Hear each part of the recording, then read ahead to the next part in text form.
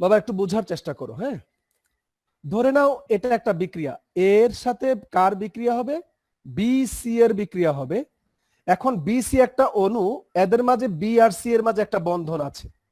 এখন এই বি আর সি এর মধ্যে বন্ধনটা ভাঙবে, বি আর সি আলাদা হয়ে পরমাণু হবে, তারপরে এর সাথে আবার বি এর বন্ধন তৈরি হবে আর সি আলাদা হয়ে যাবে।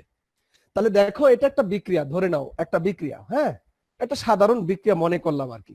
তো আমরা জানি কোন রাসায়নিক বিক্রিয়া হওয়া মানে হলো, রাসায়নিক বিক্রিয়া হওয়া মানে হলো বিক্রিয়ক অণুসমূহের মধ্যে যে বন্ধন আছে সেটা আগে তাপের মাধ্যমে ভাঙতে হবে। কোনো অণু রাসায়নিক বিক্রিয়ায় অংশগ্রহণ করে না, অণু থেকে আগে বন্ধন ভেঙে পরমাণুর সৃষ্টি হয়, তারপরে সেই পরমাণুগুলো আবার নিজেদের পছন্দ মতো একে অপরের সাথে মিলে আবার বন্ধন তৈরি করে নতুন অণুর সৃষ্টি হয়। তার মানে রাসায়নিক বিক্রিয়া মানেই হলো বন্ধন ভাঙা, ফার্স্ট বন্ধন ভাঙা, দেন বন্ধন গড়া। একটা কথা মনে রেখো, এটা হয়তো ব্যাখ্যা দিতে পারবো না, এটা এসএসসিরও পড়া, সেটা হচ্ছে বন্ধন ভাঙতে শক্তির যোগান দিতে হয়, সাপ্লাই দিতে হয়। কোনো একটা বন্ধনকে ভাঙতে হলে শক্তি দিতে হবে, কারোর জন্য কম শক্তি লাগে, কারোর জন্য বেশি শক্তি লাগে, যার বন্ধন শক্তি বেশি তার জন্য বেশি শক্তি দিতে হয়। তাহলে খেয়াল করো, কোনো অণুর মধ্যে বিদ্যমান বন্ধনগুলোকে ভেঙে পরমাণুতে পরিণত করতে শক্তি দিতে হয়, সাপ্লাই দিতে হয়, যোগান দিতে হয়। আবার সেই পরমাণুগুলো যখন নিজেদের পছন্দ মতো একে অপরের সাথে আবার নতুন করে বন্ধন সৃষ্টি করে তখন কিন্তু আবার শক্তি নির্গত হয়। তাহলে বন্ধন ভাঙা একটি তাপহারী প্রক্রিয়া, এখানে পরিবেশ থেকে তাপের শোষণ ঘটবে, পরিবেশ ঠান্ডা হবে, আবার যখন সেই পরমাণুগুলো মিলে আবার নতুন বন্ধন সৃষ্টি করবে সেখানে বাবা শক্তির উদ্গীরণ হবে। তাহলে বন্ধন গঠনটা হচ্ছে একটি তাপ উৎপাদী প্রক্রিয়া। একটু মনে রেখো বাবা, এটার ব্যাখ্যা না হয় যদি আজকে পারবো না, যদি কোনোদিন আবার পারি ইনশাল্লাহ ব্যাখ্যা দিব, খুব সুন্দর ব্যাখ্যা। সবসময়ই তাপের পরিবর্তন হবে, তার মানে কি কোনো রাসায়নিক পরিবর্তন বা কোনো রাসায়নিক বিক্রিয়া হওয়া মানে সেখানে তাপের পরিবর্তন হতেই হবে, হয় তাপের উদ্গীরণ হবে না হয় তাপের শোষণ হবে। তাহলে এটা কি? এটা হচ্ছে নিট ফলাফল। তার মানে ধরে নাও বাবা এই মার্কারটা আমি প্রস্তুত করব, ম্যানুফ্যাকচার করব, তাহলে আমি এই মার্কারটা ম্যানুফ্যাকচার করতে গিয়ে খেয়াল করো, যদি আমি লোন করলাম কারো কাছ থেকে 2 টাকা, কারো কাছ থেকে 5 টাকা, কারো কাছ থেকে 10 টাকা, এইভাবে করে এই মার্কারটা আমি প্রস্তুত করলাম 25 টাকায়, ম্যানুফ্যাকচারিং কস্ট 25 টাকা। তাহলে আমি ধার করে আনলাম 25 টাকা, এখন ম্যানুফ্যাকচার করার পর এটা বিক্রি করব 50 টাকায়, বিক্রি করতে পারি 40 টাকায়, বিক্রি করতে পারি 30 টাকায়। এখন যদি 25 টাকা আমার ম্যানুফ্যাকচারিং খরচ, যদি 30 টাকায় বিক্রি করি তাহলে 5 টাকা লাভ। তাহলে আমি 30 টাকা বিক্রি করার পর 30 টাকা পেয়ে আমি যেটা ধার করেছিলাম পরিবেশ থেকে নিয়ে আসছিলাম এটা তাদেরকে দিয়ে দেওয়ার পর আমার কাছে আরো 5 টাকা থাকবে অতিরিক্ত। যদি 40 টাকা বিক্রি করি 15 টাকা অতিরিক্ত থাকবে। আর যদি 30 টাকা তো দূরের কথা, 25 টাকাও বিক্রি করতে পারছি না, 20 টাকা বিক্রি করতে হবে, তাহলে আরো 5 টাকা কি হবে? ঘাটতি হবে, আমি যেটা লোন করে আনছিলাম সেটাই আমি দিতে পারিনি।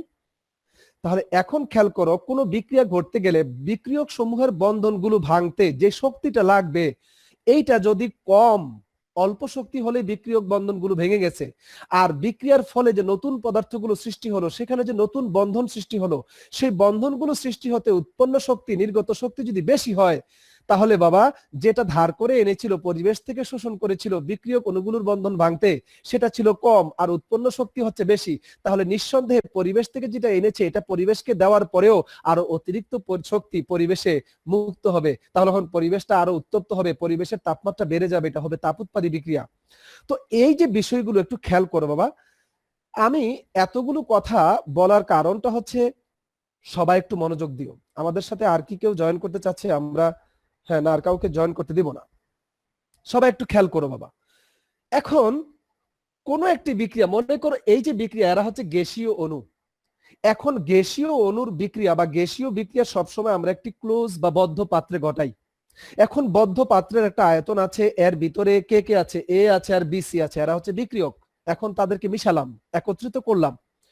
গ্যাসীয় অণুগুলো নিশ্চয়ই তোমাদের স্থির থাকে না, গতিশীল থাকে, একে অপরের সাথে ধাক্কা ধাক্কি করে সংঘর্ষে লিপ্ত হয়, পাত্রের দেয়ালের সাথে লিপ্ত হয়, এবং এর মাধ্যমে তারা কি করে একের থেকে আরেকের মধ্যে শক্তি সঞ্চারিত হয়। বিভিন্ন ভাবে তুমি তাপ দিয়ে অণুগুলোর গতি শক্তি বৃদ্ধি করতে পারো, সংঘর্ষের মাধ্যমে গতি শক্তি চেঞ্জ হতে পারে। তো একটা পর্যায়ে এমন হয় এই অণুগুলোর মধ্যে একটা নির্দিষ্ট অণু বা একটা নির্দিষ্ট অংশ অণু কি করতে পারে, একটা নির্দিষ্ট কাঙ্ক্ষিত মানে প্রত্যেক বিক্রিয়ার জন্য একটা নির্দিষ্ট পরিমাণ শক্তি আছে, এইটুকু না পেলে বিক্রিয়াটা হবে না, সেইটুকু শক্তি সে অর্জন করতে পারে, এরপরে সে বিক্রিয়ক থেকে উৎপাদে পরিণত হয়। তো বাবা খেয়াল করিও, বিষয়টা খেয়াল করিও, বিক্রিয়ক অণুগুলা এখন মনে করো মাত্র এদেরকে মিশালাম, একত্রিত করলাম, এখন অণুগুলো কিন্তু স্থির না, এদের মধ্যে কিন্তু একটা শক্তি আছে, গতি শক্তি আছে, স্থানান্তরিত শক্তি, ঘূর্ণন শক্তি, কম্পন শক্তি, অর্থাৎ গতি শক্তি আছে। এখন এই যে শক্তি অণুগুলা, এদের অণুগুলার শক্তি কিন্তু জিরো না, শূন্য নয়, তাদের একটা এভারেজ গড় শক্তি আছে অণুগুলোর। বিক্রিয়ার পূর্বে কিন্তু বাবা বিক্রিয়া এখনো হয়নি, এখন অণুগুলোর কিন্তু একটা গড় শক্তি আছে, এটা কিন্তু শূন্য নয়। এখন এই গড় শক্তি অপেক্ষা যদি তারা কিছুটা অতিরিক্ত শক্তি না পায়, তাহলে কিন্তু বিক্রিয়ক থেকে উৎপাদ হবে না, অর্থাৎ বিক্রিয়াটা হবে না। এখন কোন বিক্রিয়ায় বিক্রিয়ক অণুগুলোর গড় যে শক্তি আছে এটা কিন্তু জিরো নয়, একটা নির্দিষ্ট গড় শক্তি আছে, 10 kilo joule, 20 kilo joule, whatever. এখন এই গড় শক্তি অপেক্ষা একটু অতিরিক্ত শক্তি, মিনিমাম যেটা না পেলেই নয়, সেইটুকু শক্তি পেলে সে বিক্রিয়ক থেকে উৎপাদে পরিণত হতে পারবে। এই অতিরিক্ত শক্তিটা শূন্য থেকে ওই শক্তিটা না, কিন্তু গড় শক্তি অপেক্ষা অতিরিক্ত যে শক্তিটা পেলে বিক্রিয়ক অণুগুলো বিক্রিয়ক থেকে উৎপাদে পরিণত হয়, তাকে বলে বাবা সক্রিয়ণ শক্তি, অ্যাক্টিভেশন এনার্জি।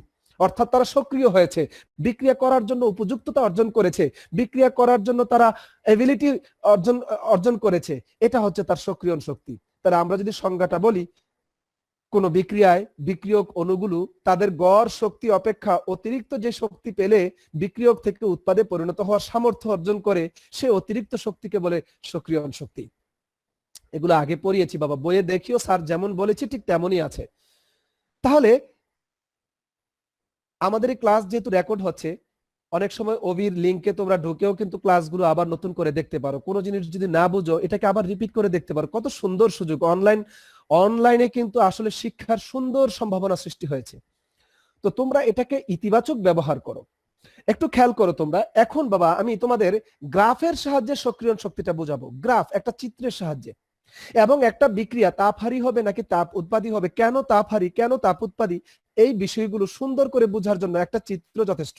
প্রত্যেকের বইয়ে এই চিত্রটা আছে, এবং সেখানে প্রভাবক দিলে, কোনো বিক্রিয়ায় ধনাত্মক প্রভাবক দিলে অথবা ঋণাত্মক প্রভাবক দিলে, প্রভাবক সেখানে সক্রিয়ণ শক্তির উপর কি প্রভাব বিস্তার করে, সক্রিয়ণ শক্তিকে কোনো কোনো প্রভাবক কমিয়ে দেয়, সক্রিয়ণ শক্তিকে কমিয়ে দিলে বিক্রিয়ার হার বেড়ে যায়, এগুলো নিয়ে আমার এখন কথা। বিক্রিয়ার হার কি, সক্রিয়ণ শক্তি কমে গেলে বিক্রিয়ার হার বেড়ে যায় কেন, খুব সুন্দর করে তোমরা এখন বুঝবে ইনশাআল্লাহ।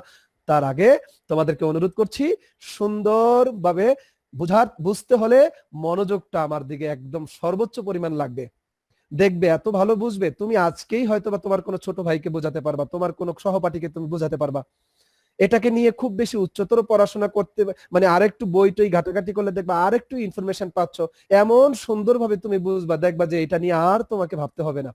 তো খেয়াল করো, আমরা চিত্র দিয়ে সুন্দর করে বোঝার চেষ্টা করছি।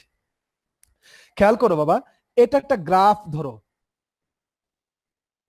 এটা হচ্ছে এক্স অক্ষ, এটা হচ্ছে ওয়াই অক্ষ, এদিকে ওয়াই প্রাইম এদিকে এক্স প্রাইম, দরকার নেই, এটা হচ্ছে মূল বিন্দু।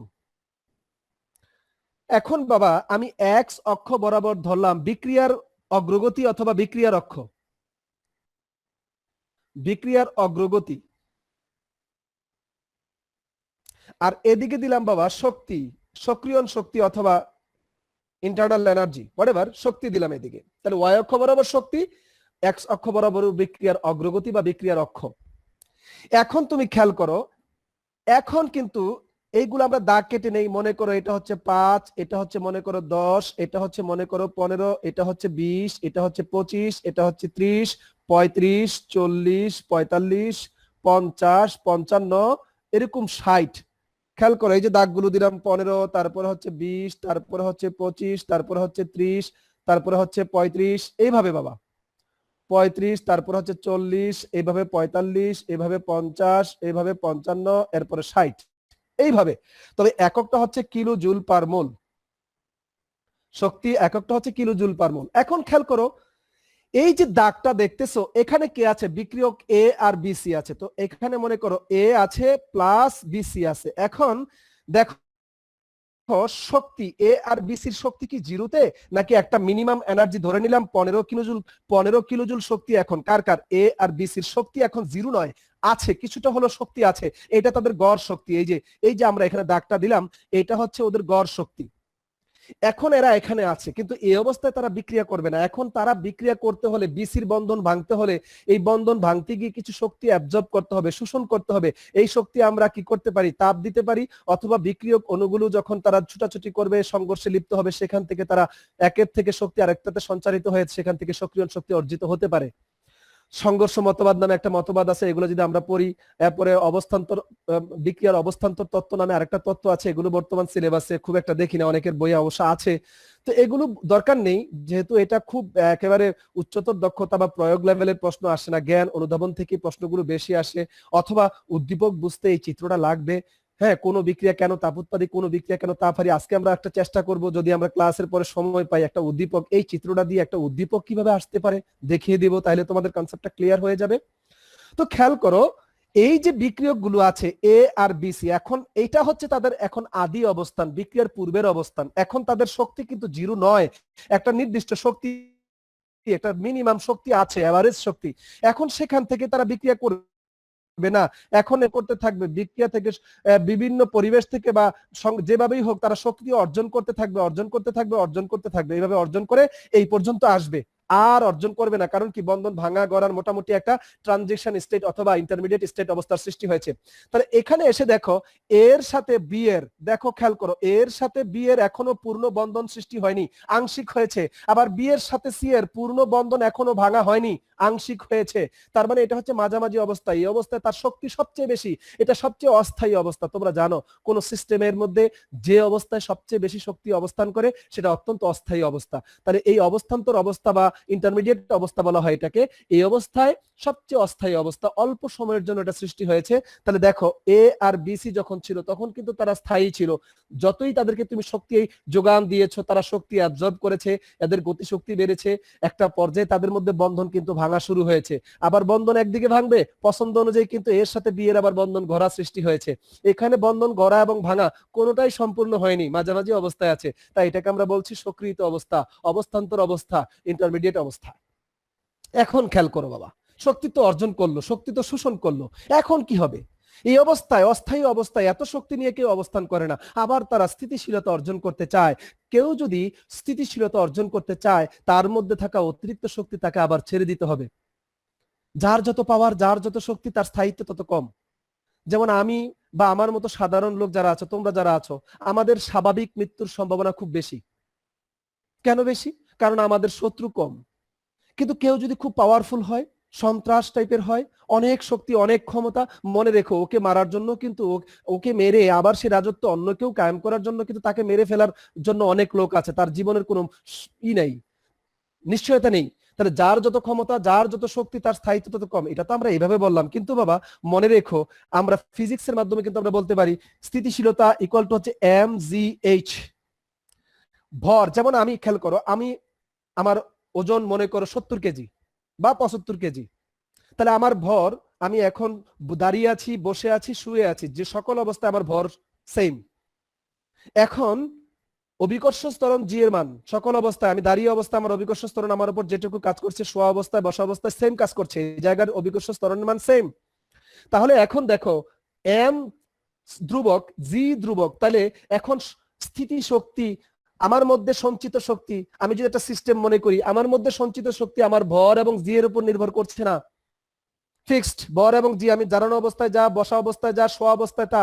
কিন্তু এই আমার ভর কেন্দ্র এখন দাঁড়ানো অবস্থায় এখানে আছে, বসে পড়লে আরো নিচে নামবে, শুয়ে পড়লে আরো নিচে নেমে যাবে। তার মানে বাবা, শোয়া অবস্থায় আমি সবচেয়ে বেশি স্থিতিশীল। কারণ কি, শোয়া অবস্থায় এইচ এর মান সবচেয়ে কম, এই অবস্থা সবচেয়ে কম শক্তি ধারণ করছি, এবং এটা আমার স্থিতিশীল অবস্থা। দাঁড়ানো অবস্থা আমি তো ক্লান্ত হয়ে যাবো আস্তে আস্তে, আমার মধ্যে কিন্তু স্থিতিশীলতা কম, আমার মধ্যে শক্তি ধারণ করছি বেশি। তো এগুলো বাবা আছে ব্যাখ্যা, সুন্দর ব্যাখ্যা আছে, এগুলো নিয়ে আর এখন কথা বলতে চাচ্ছি না। মনে রেখো, যার মধ্যে শক্তি যত বেশি, তার স্থায়িত্ব কম। তাকে স্থায়িত্ব অর্জন করতে হলে তার এই অতিরিক্ত শক্তি ধীরে ধীরে ছেড়ে দিতে হবে। তাহলে বন্ধন গঠিত যখন হয়, এখন দেখো বন্ধন আবার এই এবির সাথে বন্ধনটা এখন আংশিক হয়েছে, পরিপূর্ণ বন্ধন হতে গেলে সি আলাদা হয়ে যাচ্ছে। এখন দেখবা শক্তি আবার এখন বিকিরণ হবে, আবার শক্তি তারা ছাড়তে থাকবে। এখন শক্তি ছাড়তে ছাড়তে ছাড়তে ছাড়তে মনে করো এখানে চলে আসছে। সাপোজ আরেকটু উপরে দেই, মনে করো এখানে চলে আসছে। বাবা একটু খেয়াল করবা, এখন এখানে কে আছে? এখন এখানে হচ্ছে এ বি আর হচ্ছে সি, এটা হচ্ছে বাবা প্রোডাক্ট। খেয়াল করবে, এটা হচ্ছে প্রোডাক্টের প্ল্যাটফর্ম, এটা হচ্ছে বিক্রিয়কের প্ল্যাটফর্ম। এখন আসো, একটা পথ কিন্তু তারা অতিক্রম করে আসছে। এই প্রোডাক্ট বিক্রিয়ক থেকে প্রোডাক্টে আসতে একটা পথ কিন্তু তাদেরকে অতিক্রম করতে হয়েছে। এই পর্বত, এই পাহাড় তাকে অতিক্রম করতে হয়েছে, একটা শক্তি অর্জন করে সেই পাহাড়টাকে অতিক্রম করে তারপরে আসতে হয়েছে। খেয়াল করিও। এবার দেখো তোমরা, ধরে নাও এটা হচ্ছে প্ল্যাটফর্ম, তাদের আদি প্ল্যাটফর্ম। এখান থেকে এখানে ছিল তাদের শক্তি 15 কিলো জুল। এই 15 কিলো জুল থেকে শক্তি শোষণ করা শুরু করেছে, এই পর্যন্ত শক্তি শোষণ করেছে। এখন এই দাগটা যদি মনে করো যে আমরা 50-এর সাথে তুলনা করি, 50, তাহলে 15 থেকে 50, তাহলে বলো তো এই গ্যাপটা কত? 35। তাহলে এখানে 35 কিলো জুল শক্তি সে শোষণ করেছে অতিরিক্ত। তাদের যে আদি অবস্থান, সেখান থেকে এই পর্বতকে অতিক্রম করতে, এই অবস্থান্তর অবস্থাকে পেরিয়ে উৎপাদ হতে তাদেরকে অতিরিক্ত 35 কিলোজুল শক্তি অর্জন করতে হয়েছে। এই অতিরিক্ত 35 কিলোজুল শক্তিটাই হচ্ছে ওদের সক্রিয়ণ শক্তি, অ্যাক্টিভেশন এনার্জি। তাহলে এই বিক্রিয়ার আমরা বলতে পারি আমাদের আলোচনা মোতাবেক এই বিক্রিয়ার সক্রিয়ণ শক্তি হচ্ছে 35 কিলোজুল। যতক্ষণ পর্যন্ত না বিক্রিয়ক অণুগুলো এই 35 কিলোজুল অর্থাৎ 50 কিলোজুল পর্যন্ত তাকে শক্তি অর্জন করতে হবে, এই পর্যন্ত না গেলে সে বিক্রিয়ক থেকে উৎপাদন হতে পারবে না। এই অতিরিক্ত শক্তিটাই হচ্ছে সক্রিয়ণ শক্তি। তাহলে এখন তুমি খেয়াল করো বাবা, মনোযোগ দিও। এখন কিন্তু তারা বিক্রিয়ক থেকে যখন উৎপাদ হলো, বিক্রিয়কের অবস্থানও কিন্তু এখন নাই। দেখো যদি এখানে এসে থেমে যেত তাহলে বলতাম শোষিত শক্তি ছেড়ে দেওয়া শক্তি সমান, তাই পরিবেশের তাপমাত্রার কোনো পরিবর্তন হবে না। আবার খেয়াল করো এই কথাটা, আমরা যদি বলতাম এই উৎপাদগুলো যদি এখানে নিচে নেমে না যেত, এখানে যদি থাকতো, তাহলে আমরা বলতাম বিক্রিয়কগুলো যেই পরিমাণ শক্তি শোষণ করেছে ঠিক আবার একই পরিমাণ শক্তি ছেড়ে দিয়েছে, তাই শোষিত হওয়া শক্তি এবং ছেড়ে দেওয়া শক্তি সমান, তাই পরিবেশের কোনো তাপমাত্রা পরিবর্তন হবে না। না বাবা, প্রমাণিত পরীক্ষা দ্বারা কোন রাসায়নিক পরিবর্তন হওয়া মানেই তাপের পরিবর্তন হবে, হয় শোষণ না হয় উদ্গরণ। তার মানে কি এখানে থাকা কোনোভাবেই সম্ভব নয়, হয় নিচে নেমে আসতে হবে না হয় কোথায় থাকতে হবে। দেখো আসো, এবার একটু বোঝার চেষ্টা করো। যদি মনে করো এখানে থাকতো,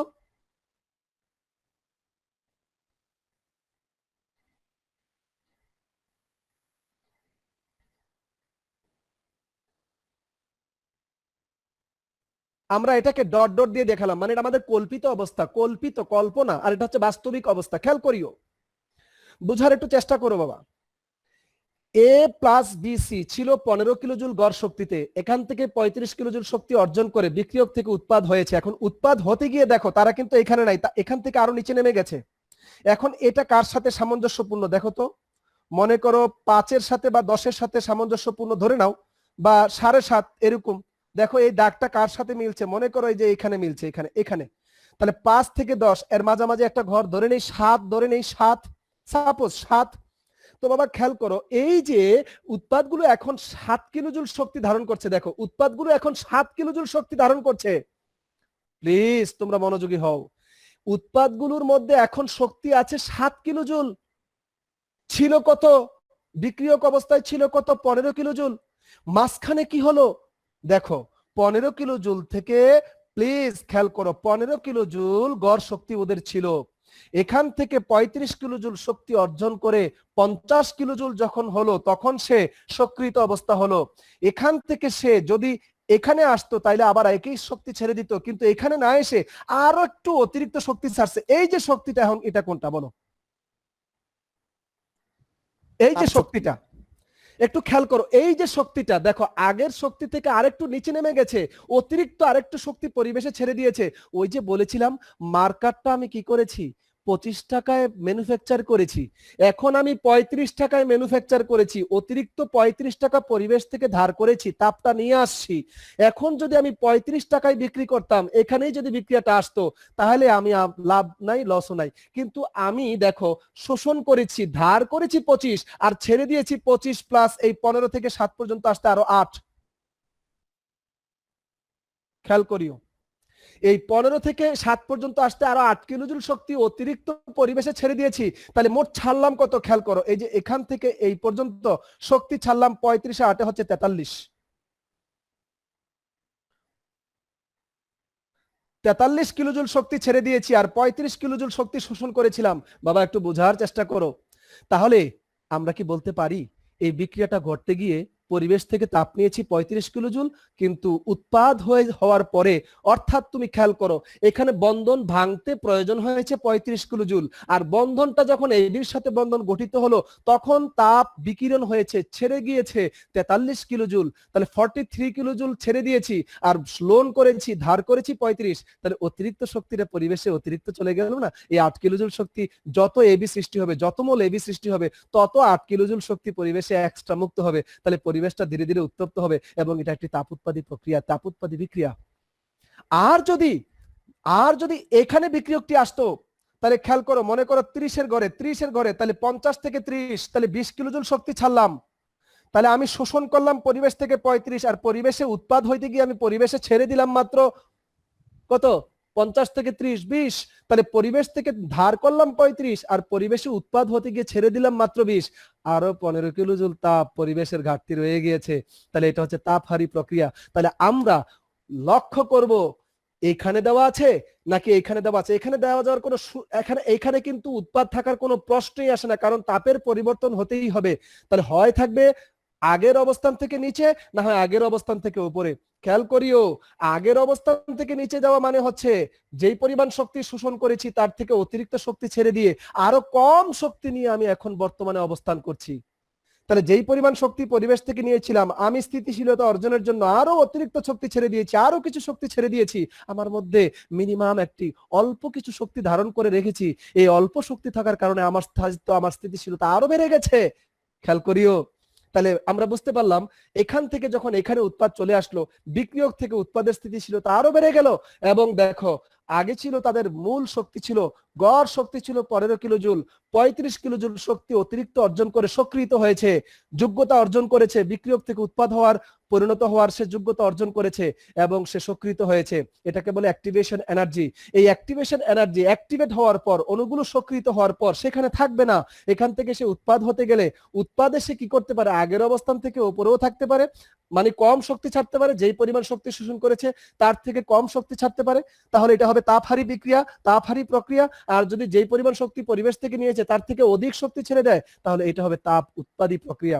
তাহলে আমরা কি সক্রিয়ণ শক্তি, আচ্ছা বলো তো দেখি, এই যদি বিক্রিয়াটা এখানে হয় তাহলে এখানে ডেলএচ এর মান কত, আর এখানে হলে এখানে ডেলএচ এর মান কত, কে বলতে পারবে?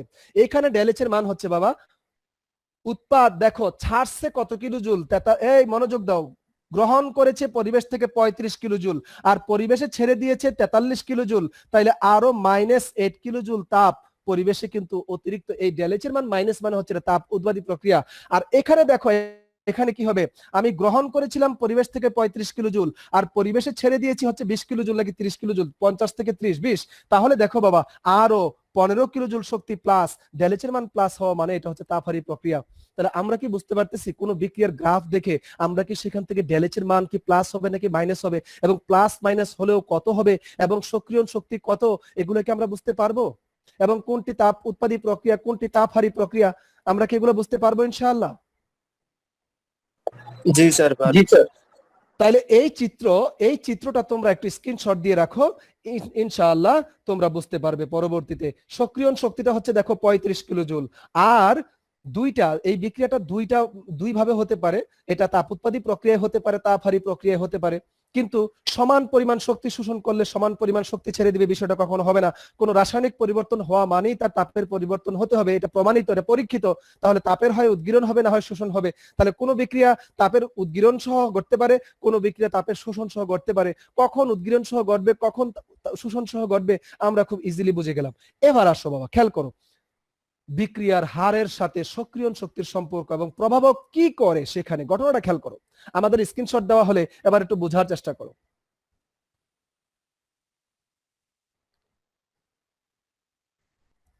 আচ্ছা এই চিত্রটা দিয়েই বুঝাই। তার আগে বুঝতে হবে বিক্রিয়ার হার কি। আচ্ছা বিক্রিয়ার হার, যে কোনো কিছুর হার মানে কি? একক সময়ে যে পরিবর্তনটা হয়, মনে করো আমি এক মাসে আমি ইনকাম করি 10,000 টাকা, তাহলে 10,000 পার মান্থ কিন্তু একটা একক সময়। আমি যদি চাই এটাকে ঘন্টায় নিয়ে আসবো, তাহলে 30 দিন 24 দিয়ে ভাগ দিলে আমাদের কি আসবে, পার ঘন্টায় আমি কত টাকা ইনকাম করি চলে আসবে, পার মিনিট পার সেকেন্ড সবকিছু নেওয়া সম্ভব। তাহলে একক সময় যেটা হয় সেটা হচ্ছে তার হার। তাহলে একটু খেয়াল করো, কোন বিক্রিয়ায় বিক্রিয়ক গুলো ধীরে ধীরে উৎপাদ হচ্ছে, দ্রুত হতে পারে।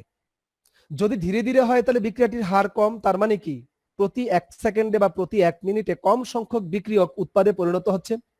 এখন মনে করো বিক্রিয়কের ঘনমাত্রা হচ্ছে 1 মোল পার লিটার, তাহলে বিক্রিয়কের ঘনমাত্রা এখন শুরুতে 1 মোল পার লিটার, কিন্তু 5 সেকেন্ড পরে খেয়াল করিও বাবা, শুরুতে ছিল কত, তার ঘনমাত্রা 1 মোল পার লিটার। 5 সেকেন্ড পরে আফটার 5 সেকেন্ড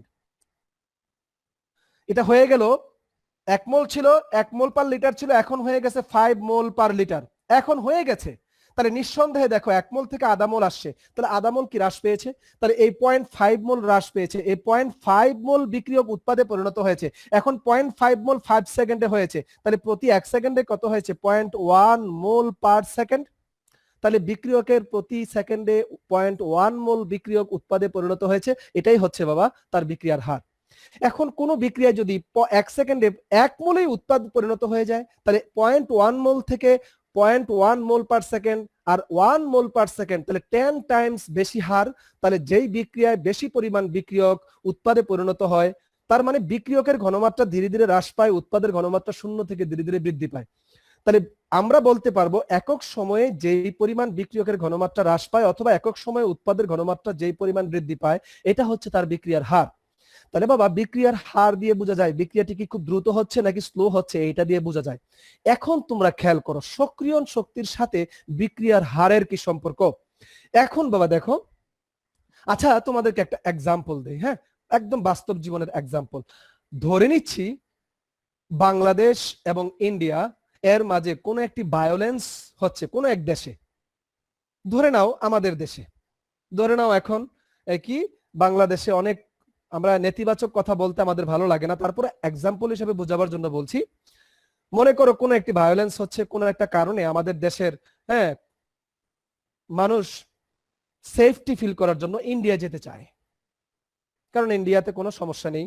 ধরো মনে করো বাংলাদেশ পাকিস্তান যখন যুদ্ধ হয়েছিল 1971 সালে, পাক হানাদার বাহিনী বাঙালির এই নিরস্ত্র মানুষের উপর যেভাবে আক্রমণ করেছিল, অতর্কিতভাবে অন্যায়ভাবে যে সমস্ত মানুষ 30 লক্ষ শহীদ হয়েছিল, তো ওই সময় মানুষ কিন্তু ইন্ডিয়াতে যাওয়ার জন্য সেফটির জন্য কিন্তু যে গিয়েছে।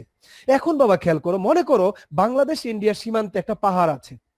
এখন এই পাহাড়টা যদি অনেক উঁচু হয়, তাহলে কিন্তু প্রতিদিন বাংলাদেশ থেকে শরণার্থী বা রিফিউজির সংখ্যা, ইন্ডিয়াতে যাওয়ার সংখ্যা পার ডে হয়তো বা কয়েকশো, কয়েক হাজার হতে পারে বড় জোর। কারণ এত বড় পাহাড় অতিক্রম করে খুব কম সংখ্যক মানুষের এই এনার্জিটা আছে, এই পাহাড়টা অতিক্রম করে ইন্ডিয়াতে যাবে।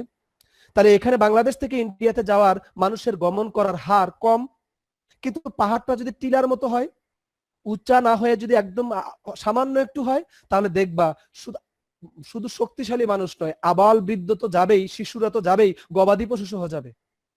তাহলে আমরা বলতে পারি এই বিক্রিয়াটার সক্রিয়ণ শক্তি মনে করো 35 কিলোজুল। এখন 35 কিলোজুল শক্তি যদি সে না পায় তাহলে উৎপাদ হতে পারবে না, আর উৎপাদ হতে না পারলে তার বিক্রিয়কের অণুতেই থাকবে, উৎপাদন হতে পারছে না, তাহলে তার বিক্রিয়ার হার কি হবে, কম হবে।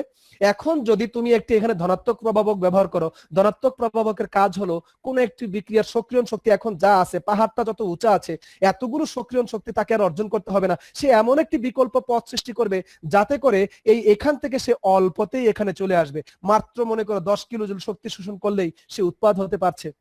তাহলে যেই বিক্রিয়ার সক্রিয়ণ শক্তি ছিল 35 কিলোজুল, সেই বিক্রিয়ার সক্রিয়ণ শক্তিকে কমিয়ে 10 কিলোজুলে নিয়ে আসছে কে, একটা প্রভাবক। কোন বিক্রিয়ায় কে প্রভাবক হিসেবে কাজ করবে, কে ধনাত্মক প্রভাবক হিসেবে কাজ করবে। আবার একটা জিনিস, এই বিক্রিয়া ধনাত্মক প্রভাবক, অন্য বিক্রিয়া হয়তো ঋণাত্মক প্রভাবক। আবার আয়রন মনে করো নাইট্রোজেন প্লাস হাইড্রোজেন বিক্রিয়া করে হেবার পদ্ধতিতে অ্যামোনিয়া সৃষ্টি হচ্ছে, সেখানে আয়রনের গুঁড়া লোহার প্রভাবক, আর লোহার গুঁড়া প্রভাবক হিসেবে কাজ করে। কিন্তু এই লোহার গুঁড়া আবার সকল বিক্রিয়া প্রভাবক হিসেবে কাজ করবে তা না।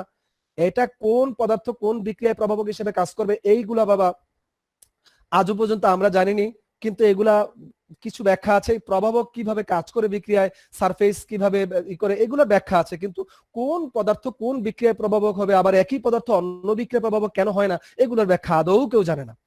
এখন খেয়াল করো বিষয়টা, তাহলে যেই বিক্রিয়াটার সক্রিয়ণ শক্তি ছিল 35 কিলোজুল, 35 কিলোজুল না হলে বিক্রিয়ক থেকে উৎপাদ হওয়া সম্ভব হবে না, সেই বিক্রিয়ায় সক্রিয়ণ শক্তি প্রভাবক কমিয়ে দিয়েছে, এখন 10 কিলোজুল হলেই সক্রিয়ণ শক্তি পেয়ে যাচ্ছে এবং বিক্রিয়কগুলো উৎপাদ হয়ে যাচ্ছে। তাহলে বলো, প্রভাবক যোগ করার আগে বিক্রিয়ার হার বেশি ছিল, নাকি প্রভাবক যোগ করার পর যখন সক্রিয়ণ শক্তি কমে গেল তখন দেখো এখানে 1 লক্ষ অণু থাকলে মুহূর্তের মধ্যেই 1 লক্ষ অণুর মধ্যে প্রায় ম্যাক্সিমাম 90% 95% অণুই সামান্যতই অল্প সংঘর্ষ বা অল্প তাপেই এই সামান্য শক্তি অর্জন করা সম্ভব হয়ে যাবে এবং বিক্রিয়ক থেকে উৎপাদ হয়ে যাবে।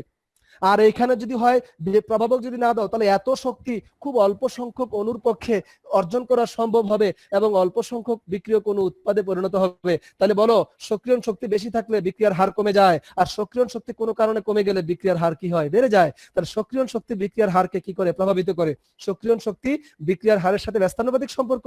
সক্রিয়ণ শক্তি বাড়লে বিক্রিয়ার হার কমে, আর সক্রিয়ণ শক্তি কমলে বিক্রিয়ার হার বাড়ে। তাহলে আমরা পাশাপাশি কিন্তু আরেকটা প্রভাবকের সংজ্ঞা পড়ে নিলাম। প্রভাবক কাকে বলে?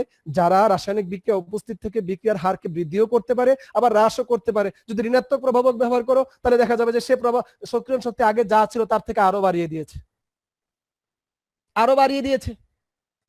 আগে যেইগুলো অণু, যতগুলো অণু 1 মিনিটে বা 1 সেকেন্ডে যতগুলো অণু বিক্রিয়ক থেকে উৎপাদ হয়, এখন আরো বাড়িয়ে দেওয়ার কারণে, পাহাড়ের উচ্চতা আরো বেড়ে যাওয়ার কারণে বিক্রিয়ক অণু উৎপাদে পরিণত হবে আরো কম, তাহলে বিক্রিয়ার হার কমে যাবে আরো বেশি। তাহলে আমরা বলতে পারছি প্রভাবক হচ্ছে এমন সব পদার্থ যারা রাসায়নিক বিক্রিয়া উপস্থিত থেকে বিক্রিয়ার হারকে বৃদ্ধিও করে দিতে পারে আবার হ্রাসও করে দিতে পারে। আমরা ফার্স্ট পেপারে কিন্তু তৃতীয় চ্যাপ্টারে কিন্তু আমরা বাবা একটা টপিক পড়েছি, অবস্থান্তর মৌলগুলোই কিন্তু সাধারণত প্রভাবক হিসেবে কাজ করে। কারণ হচ্ছে অবস্থান্তর মৌলগুলোর পরিবর্তনশীল যোজনী আছে, তারা অনেক রকমের যোজনী দেখাতে পারে, 2টা 3টা 4টা, যার যতটা ইলেকট্রন অথবা যতটা কোভ্যালেন্ট বন্ড তারা তৈরি করতে পারে, সন্নিবেশ বন্ধন তৈরি করতে পারে। ফলে তারা এমন কিছু কম্পাউন্ড তৈরি করে যার জন্য সক্রিয়ণ শক্তি খুব কম লাগে, ফলে বিক্রিয়ার হার বেড়ে যায় এবং তারা ধনাত্মক প্রভাবক হিসেবে কাজ করে। এগুলোর ব্যাখ্যা বাবা ওখানে আছে, ওই চ্যাপ্টারে। ওই আমাদের অবস্থান্তর মৌলের 5টা ধর্ম ছিল, তার মধ্যে একটা। তো এখন খেয়াল করো তোমরা, আমরা বলছি সক্রিয়ণ শক্তি পড়লাম, একটা গ্রাফ থেকে কিভাবে বুঝবো কোন বিক্রিয়া তাপ উৎপাদী নাকি তাপ হারি। আবার কোন একটি বিক্রিয়ায় সক্রিয়ণ শক্তি এখন যা আছে তার মধ্যে কোনো ধনাত্মক প্রভাবক দিলে সক্রিয়ণ শক্তির কি পরিবর্তন হয় এবং বিক্রিয়ার হার কিভাবে বেড়ে যায়, অথবা ঋণাত্মক প্রভাবক দিলে সক্রিয়ণ শক্তির কি পরিবর্তন হয় এবং বিক্রিয়ার হার কেন কমে যায়। নিঃসন্দেহে ইনশাল্লাহ আমরা এটা পড়তে পেরেছি, বুঝতে পেরেছি। আজকে শুধু বই গিয়ে একটু দেখবো, স্যারের কথাগুলো একটু মিলাবো, ভিডিওটা একটু দেখবো, পরবর্তীতে রেকর্ডিংটা একটু দেখবো, স্যার কি বলেছি, বই কি বলছে, মিলিয়ে দেখি, ইনশাল্লাহ হয়ে যাবে। তাহলে সক্রিয়ণ শক্তি যত বাড়বে বিক্রিয়ার হার কমবে, সক্রিয়ণ শক্তি যত কমবে বিক্রিয়ার হার বাড়বে, অর্থাৎ বেশি সংখ্যক বিক্রিয়ক অণু উৎপাদে পরিণত হবে। তাহলে সক্রিয়ণ শক্তির সাথে বিক্রিয়ার হারের সম্পর্ক ব্যস্তানুপাতিক, অনুধাবনে প্রায়ই আসে সক্রিয়ণ শক্তি কিভাবে বিক্রিয়ার হারকে প্রভাবিত করে। তাহলে আমরা আরো 2টা বিষয় পড়লাম, একটা হচ্ছে প্রভাবক কি। তাহলে প্রভাবকের সংজ্ঞা হচ্ছে যে সকল বস্তু বা পদার্থ বিক্রিয়ায় উপস্থিত থেকে তারা কি করে। এখন একটা খুব প্রশ্ন, আমার ইচ্ছা হচ্ছে কথাটা গল্পটা বলতে, একটু খেয়াল করো বাবা, মনোযোগ দিও। হ্যাঁ, খুব খুব অল্প সময় বলে ফেলছি। অনেকে হয়তো মনে মনে এখন ভাবছো, স্যার এটা আবার কেমন বিষয়, বিক্রিয়া উপস্থিত থাকবে অথচ বিক্রিয়া অংশগ্রহণ করবে না, বিক্রিয়ার শেষে তার ভর এবং সংযুক্তি অপরিবর্তিত থাকবে, এটা স্যার কিভাবে সম্ভব? বিক্রিয়া সে উপস্থিত আছে আবার বলে সে বিক্রিয়ার হারকে বাড়িয়ে দেয় আবার কমিয়ে দেয়, এটা স্যার অ্যাবসার্ড, এটা হতে পারে না। তো একটা সাধারণ একটা এক্সাম্পল তোমাদের দিচ্ছি, তাহলে হয়তো বুঝে যাবা কিভাবে সম্ভব। বাস্তবিক একটা কথা বলছি, যেমন খেয়াল করো, অভি স্বামী দুজনে গেছে আইডিবিতে, এখন দুজনেরই একটা ক্যামেরা পছন্দ হয়েছে, দুজনে সামাজিক কর্মকাণ্ডে জড়িত আছে, তারা অবশ্য অনেক ভালো কিছু ক্রিয়েটিভ কাজ করে। এখন এই এত সুন্দর রেজুলেশনের একটা ক্যামেরা দেখে স্বামীর কিন্তু পছন্দ হয়েছে, এখন সে চাচ্ছে দোকানিকে একটু মুলামুলি করে একটু দামটা কমানো যায় কিনা। 50 টাকা চেয়েছে, এখন স্বামী বলতেছে না ভাই এত টাকা তো নেই, 40 টাকা দেন। এখন না ভাই এটা হবে না, এটা একদম ভাই, এটা বর্তমানে একদম আপডেট লেটেস্ট, এটা এর কমে হবে না। অভি গিয়ে কি করলো, দামাদামি, মানে স্বামী কথাটা হয়তো দিত যে ঠিক আছে ভাই, মানে হয়তো পকেটে হাত দিয়েছে, এমন সময় অভিকে বললো ভাই এটা প্যাকেট করেন। স্বামী তো থক করে তাকায় আছে। এখন স্বামী বলতেছে কিরে আমার থেকে টাকা কম আছে নাকি, তুই আমি দামাদামি করতেছি তুই আমার জিনিসটা নিয়ে গেলি কেন। এখন অভি আর স্বামী এদের মধ্যে কোনো পরিচয় ছিল না, এরা যা নিজেদেরকে চিনে না। স্বামীর বাড়ি কোথায়, কি আইডিবি এলাকায় নাকি অভির বাড়ি আইডিবির এলাকায়, নাকি সে এলাকার স্থানীয়, কেউ কাউকে চিনে না। এখন দুজনে তর্কাতর্কি করছে, ঝগড়াঝাটি করছে। হ্যাঁ, তুমি আমার এটা নিলা কেন, আমি এটা নিতাম, তুমি এখানে নিয়ে গেলা কেন, হ্যাঁ আমি নিয়েছি তুমি মোলামুলি করতেছো কেন, এই নিয়ে তুমুল ঝগড়া। মানে ঝগড়া হচ্ছে মানে কি, রাগারাগি হচ্ছে, কিন্তু কোনো অ্যাকশন শুরু হয় নাই, কিলাকিলি ঘুষাঘুষি শুরু হয় নাই। ওবি চিন্তা করছে যে আমি যদি এলাকার না হই, ও যদি এলাকার হয়, ওকে যদি আমি একটা কিক মারি তাহলে ও আমাকে পরে ভর্তা বানায় ফেলবে, না দেওয়া যাবে না, ঠিক আছে মুখের মাধ্যমে যা করার করি। স্বামীও চিন্তা করতেছে এরকম, এটা তো আমার এলাকা না, ওর যদি এলাকা হয় তাহলে ওকে আমি হিট করলে ও আমাকে পরবর্তীতে ভর্তা বানায় ফেলবে। তো এরকম বাকযুদ্ধ হচ্ছে, কিন্তু বাস্তবিক কোনো ঘুষাঘুষি এগুলো হচ্ছে না। এখন অভি কি করলো, মুন্নাকে দেখতেছে, মুন্না হচ্ছে রাজা মুন্না, মানে সে হচ্ছে টপ টেরর, সে অনেক কিছু করতে পারে, ঠুস ঠুস যে কোনো মুহূর্তে করতে পারে, তার নাম শুনলে অনেকে শাটার বন্ধ করে ফেলে ভয়ে। এখন অভি দেখতেছে দূর থেকে মুন্না আসতেছে, মুন্না কিন্তু অভিকে দেখেনি, অভি শুধু মুন্নাকে দেখেছে। দোস্ত, মুন্না অভির ভালো দোস্ত। এখন অভি কি করলো, মুন্নাকে দেখা মাত্র, মুন্না অভিকে দেখেই নাই, শুরু করে দিল বিক্রিয়া, ঘুষাঘুষি শুরু হয়ে গেল। তাহলে এখানে অভি যে বিক্রিয়াটা করলো স্বামীর সাথে, মুন্না দেখেইনি, মুন্নার উপস্থিতি মাত্র, মুন্না মাত্র আসছে, অথচ মুন্নাকে দেখে অভি আর স্বামী বিক্রিয়া শুরু করে দিল। তাহলে এখানে মুন্না হচ্ছে ধনাত্মক বিক্রিয়া, মুন্না এখানে উপস্থিত ছিল, মুন্নার এখানে কোনো ভূমিকা নেই, জাস্ট তার উপস্থিতি। ঠিক তেমনি ভাবে দুই চোর, মনে করো সারা রাত বিক্রিয়া করেছে, চোর কি বলে চুরি করেছে, স্বর্ণ গহনা অনেক কিছু চুরি করেছে, এখন চুরি করে ভোরবেলা তারা এখন বাগবাটোয়ারা করবে, টাকা পয়সা আলাদা করতেছে, স্বর্ণ অলংকার আলাদা করতেছে, এই জিনিসগুলো আলাদা করতেছে, সমান ভাগ করতেছে। হঠাৎ করে দেখে একটা কোহিনূর পাওয়া গেল, মানে খুব স্বর্ণ, মানে সবচেয়ে মূল্যবান হীরা পাওয়া গেল।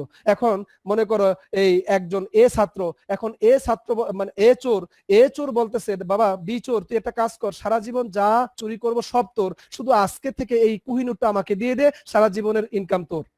এখন ওই বি চোর বলতেছে, না ভাই তুই আমাকে এটা দিয়ে দে, আমার 14 গোষ্ঠী যা ইনকাম করবে সারা জীবন চুরি করবে সব তোর। এই নিয়ে ওদের মধ্যে ঝগড়া, এমন ঝগড়া, তুমুল ঝগড়া, মানে একজন আরেকজনের নাক মুখ পুরা একদম রক্তারক্তি করে ফেলেছে, ঝগড়া তুমুল ঝগড়া হচ্ছে। হঠাৎ করে দেখলো যে মোহাম্মদপুর থানার ওসি সাহেব এই ভ্যান নিয়ে এই দিক দিয়ে আসতেছে, কিন্তু মোহাম্মদপুর থানার ওসি সাহেব তাদের ঝগড়াঝাটি ওদেরকে দেখেইনি, ওই তারা কিন্তু আবার ওসি সাহেবের গাড়ি দেখা মাত্র ওদের ঝগড়াঝাটি বন্ধ করে দিয়ে কোলাকুলি করছে, রক্ত রক্ত মুছে, দোস্ত আমরা তো দোস্ত, আমরা কালকে থেকে আবার একসাথে কাজ করবো, ঝগড়াঝাটির দরকার নাই, অর্ধেক করে নিব।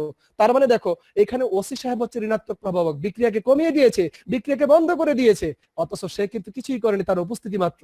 তাহলে প্রভাবক গুলো আসলে এমন হয়, বিক্রিয়ার আগে সে অংশগ্রহণ করে, কিন্তু বিক্রিয়ার আগে তার চেহারা ভর সংযুক্তি যেমন ছিল, বিক্রিয়ার পরেও সে ঠিক আবার অনুরূপ আগের মতোই থাকে, তার মাঝখানে কিন্তু সে তার এই উপস্থিতিরে অনেক কাজ করেছে। তাহলে প্রভাবক এমন এক জিনিস যারা বিক্রিয়া অংশগ্রহণ করবে কিন্তু বিক্রিয়ায় পরে ভর এবং সংযুক্তিতে অপরিবর্তিত থাকবে। প্রভাবকের অনেক প্রকারভেদ আছে, প্রভাবক সহায়ক, প্রভাবক বিষ, যারা প্রভাবককে সহায়তা করে তারা প্রভাবক সহায়ক। একটা প্রভাবক কাজ করছে, সেখানে আরেকটা বিষয় যোগ করলাম, সেটা আরো প্রভাবককে আরো সহায়তা করছে, প্রভাবক সহায়ক।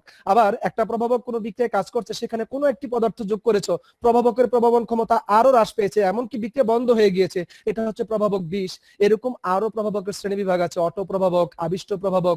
তো আজকে বাবা সময় পাইনি, তোমাদের আরেকটা ক্লাস শুরু হয়ে যাবে, তোমরা ওই ক্লাসে জয়েন করো। ও সরি, তোমাদের অ্যাটেন্ডেন্সটা বাবা প্লিজ, আমি দিচ্ছি লিংক, 30 সেকেন্ড বাবা, লিংকটা দিচ্ছি, দ্রুত করো, লিংকটা দিচ্ছি আমি 30 সেকেন্ডের মধ্যে আমি লিংকটা দিচ্ছি, তোমরা সবাই এই অ্যাটেন্ডেন্স না দিয়ে যেও না, কেমন? কি ছিল, কি জানি ছিল, একটু খেয়াল করো। মনে করো এটা একটা বিক্রিয়া, হ্যাঁ, নাইট্রোজেন প্লাস 3টা হাইড্রোজেন বিক্রিয়া করে, ধরে নাও যে কোনো একটা কিছু অ্যামোনিয়া সৃষ্টি করলো, এটা করিয়েছি তো অভি। মনে করো 20% অ্যামোনিয়া উপস্থিত, 20% অ্যামোনিয়া। তো অনেকে কি করে জানো, এটাকে প্রাথমিক অবস্থায় 1 ধরে, এটাকে 3 ধরে, এটাকে 0 ধরে, সাম্যাবস্থায় এখান থেকে x নেয়, এখান থেকে -3x নেয়, এটাকে 2x নেয়। তো তারা অনেকে কি করে, গাইডের মধ্যে অনেকে লিখেছে 2x ইকুয়াল টু হচ্ছে 20%, 20% মানে হচ্ছে 20/100 ইকুয়াল টু হচ্ছে কত, 0.2। তাহলে 0.2 যদি হয়, তাহলে x ইকুয়াল টু কি হচ্ছে, 0.2 ডিভাইডেড বাই হচ্ছে 2 ইকুয়াল টু হচ্ছে 0.1। পরবর্তীতে তারা কি করে, 1 মাইনাস 0.1 বাদ দেয়, 3 মাইনাস 3 মানে 0.3 বাদ দেয়, আর এখানে 2 ইন্টু 0.1 তার মানে 0.2। এইভাবে করে তারা কি করে অঙ্কটা করে। বাবা এটা একদম ভুল, একদম ভুল, এভাবে করলে একদম মারা যাবা, অঙ্কটা হবে না, অঙ্কটা হবে না, এইভাবে হবে না। তাহলে কিভাবে করতে হবে, আমাদের এইরকম যখন লেখা থাকবে যে অ্যামোনিয়া 25% উপস্থিত, সাম্যাবস্থায় 20% উপস্থিত, 25% উপস্থিত, এরকম যখন প্রশ্ন থাকবে, এরকম যখন গত ক্লাসে কিন্তু আমরা দুইটা জিনিসকে কম্পেয়ার করেছি, দুইটা এরকম পার্সেন্টেজের কথা দুই ভাবে থাকতে পারে। একটা হচ্ছে নাইট্রোজেন প্রাথমিক অবস্থা যা ছিল তার 20% অ্যামোনিয়াতে রূপান্তরিত হয়েছে, আর আরেকটা হচ্ছে সাম্যাবস্থায় অ্যামোনিয়ার পরিমাণ মোল হিসাবে 20%। বা 20% অ্যামোনিয়া উপস্থিত, তাহলে সেই ক্ষেত্রে আমরা এই প্রাথমিক অবস্থা ধরার দরকারই নেই, তাহলে আমরা কি ধরবো? প্রাথমিক অবস্থায় ধরার দরকারই নেই, তাহলে আমরা কি ধরবো? প্রথমেই বলবো ধরি সাম্যাবস্থায় সকলের মোট মোল সংখ্যা সমান সমান 1 অথবা 100, যেটাই ধরি 100 ধরি, 100 মোল, সবাই মিলে হচ্ছে 100 মোল। অতএব সাম্যাবস্থায় তাহলে অ্যামোনিয়া কত মোল? অ্যামোনিয়া এর মোল সংখ্যা কত মোল হবে? 20% হলে 20 মোল হবে, 100-তে 20% মানে কি 20 মোল। তাহলে সাম্যাবস্থায় বলো হাইড্রোজেনের মোল, নাইট্রোজেনের মোল সংখ্যা কত হবে আর হাইড্রোজেনের মোল সংখ্যা কত হবে, এভাবে বের করতে হবে। তাহলে বলো যদি 100 মোল সবাই মিলে যদি 100 হয়, তার মধ্যে 20% অ্যামোনিয়া, তার মানে অ্যামোনিয়ার হচ্ছে 20 মোল, তাহলে বাকি 80 মোল কার কার? নাইট্রোজেন আর হাইড্রোজেনের। তাহলে এখন এদের অনুপাত কত? 1:3। তাহলে এখন যদি সমান অনুপাতে হতো তাহলে 80 মোল 40 নাইট্রোজেন 40 হাইড্রোজেন, কিন্তু এরা কি সমান অনুপাতে আছে নাকি ভিন্ন অনুপাতে আছে? তাহলে অনুপাত যদি ভিন্ন হয় তাহলে এই 80 মোল হচ্ছে নাইট্রোজেন আর হাইড্রোজেনের, তাহলে 80-র অনুপাত দুইটির যোগফল হচ্ছে 4, 4-এর 1 হচ্ছে কার? নাইট্রোজেন, আর 80-র 4-এর 3 হচ্ছে কার? হাইড্রোজেন। তাহলে 4-এর 1 হচ্ছে এখানে নাইট্রোজেনের পাবা তুমি 20 মোল আর হাইড্রোজেনের পাবা তুমি 60 মোল, হিসাব করে পাবা। এইভাবে সাম্যাবস্থা আমরা প্রত্যেকের, দেখো এখানে প্রাথমিক অবস্থা ধরা লাগলো না, সাম্যাবস্থা বের করা লাগলো, সাম্যাবস্থা এইভাবে বেরিয়ে আসছে। এখন পাত্রের আয়তন যদি হয় 2 লিটার, তাহলে বলো না অ্যামোনিয়ার মোলার ঘনমাত্রা কত হবে? 20/b। নাইট্রোজেনের মোলার ঘনমাত্রা 20/b। হাইড্রোজেনের মোলার ঘনমাত্রা কত? 60/b। অথবা বি এর মান যদি দেওয়া থাকে 2 লিটার বা 3 লিটার, এভাবে করবা, করে কেসির সমীকরণ করে ফেলবা। বুঝতে পেরেছো অভি? জি স্যার। ইয়েস, ঠিক আছে বাবা, পরবর্তী ক্লাসে জয়েন করো। হ্যাঁ, আসসালামু আলাইকুম স্যার। ওয়ালাইকুম আসসালাম।